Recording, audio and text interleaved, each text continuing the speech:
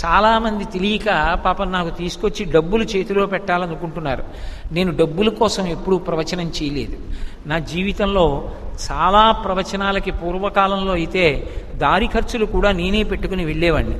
కానీ ఈ మధ్య పై ఊళ్ళు వెళ్ళి చెప్పే ప్రసంగాలు ఎక్కువైపోయి దానికోసం జీతం కూడా నష్టం పెట్టుకుని నేను సెలవు పెట్టి పెడుతున్న కారణం చేత దారి ఖర్చులు కూడా ఎక్కడ పెట్టుకుంటానని దారి ఖర్చులు ఒకటే తీసుకుంటున్నాను తప్ప నా జీవితంలో ఎప్పుడూ నేను డబ్బు కోసం ఉపన్యాసం చెప్పలేదు. ఎవ్వరి దగ్గర నేను ఉపన్యాసం చెప్పి డబ్బులు పుచ్చుకోలేదు. ఎందుకు చెప్పాను అంటే భగవంతుడు నాకు వాక్కు ఇచ్చాడు. మా తండ్రి గారు మహావిద్వాంసుడు, శంకర శతకం చేసినటువంటి మహానుభావుడు, షట్కాల శివపూజ చేసేవారట.